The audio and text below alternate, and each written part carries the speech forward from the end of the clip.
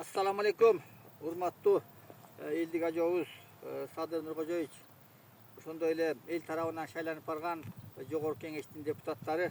Сиздерге мен бүгүн Тоң районуна караштуу Карашаар айылынан кайрылып жатам.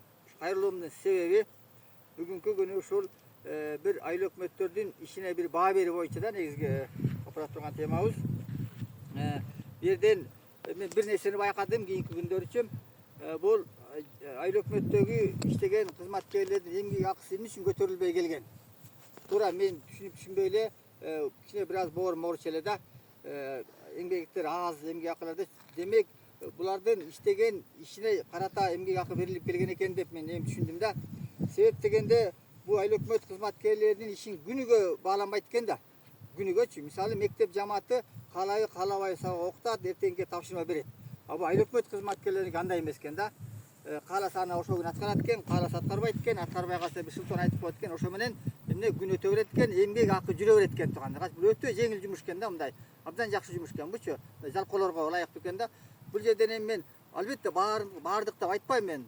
Дээрлик көпчүлүгү деп айтсам жаңылышпайм. Мен айткени ушул коомдук активист катары дагы ушул Башкент Көзөмөлдүн областтын координатору катары дагы көптөгөн айыл өкмөттөр менен иш апарам, шаар мэриялары менен иш апарам, кызматкерлери менен. Ушуну көп байкап жүрөм да туугандар.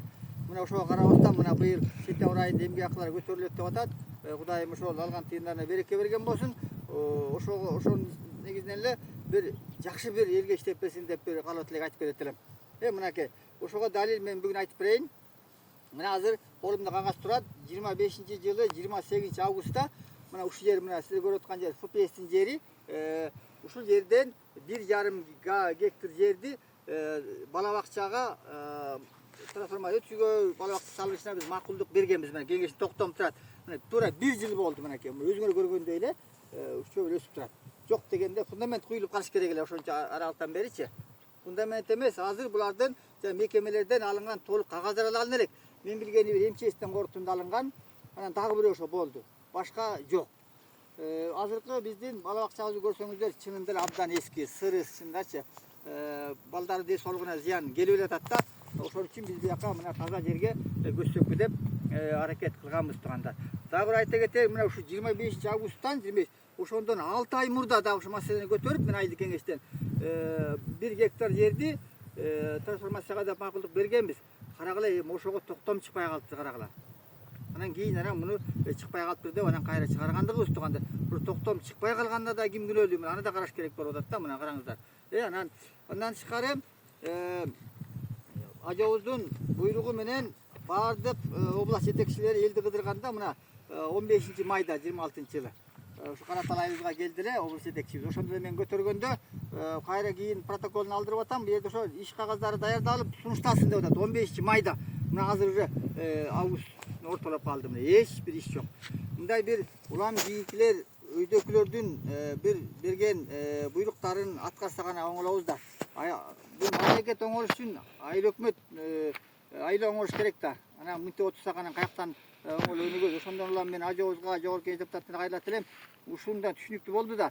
Ушундан кийин бир маани берип, ушу айыл өкмөттөрдүн ишине бир баа берип, ушу күнүгө бир иштеди аткаргыдай кылып бир мыйзамдарды бир даярдап берсеңиздер дагы эл колдойт эле аныча.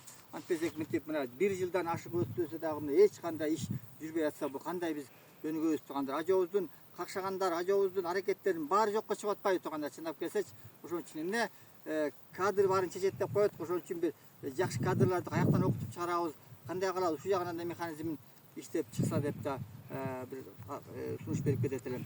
Ушуга да бир биздин ишибизге маани берип, ушул иштибизде бир чогуу жардамдашып алачы бир этерек ушуну бүтүргөнгө бир сиздерден мен бир жардам сурап кетет элем мынакей. Скөл областы, Тоң району, Улахол айылдык кеңештин депутаты Орозкожоев Жыгалбек.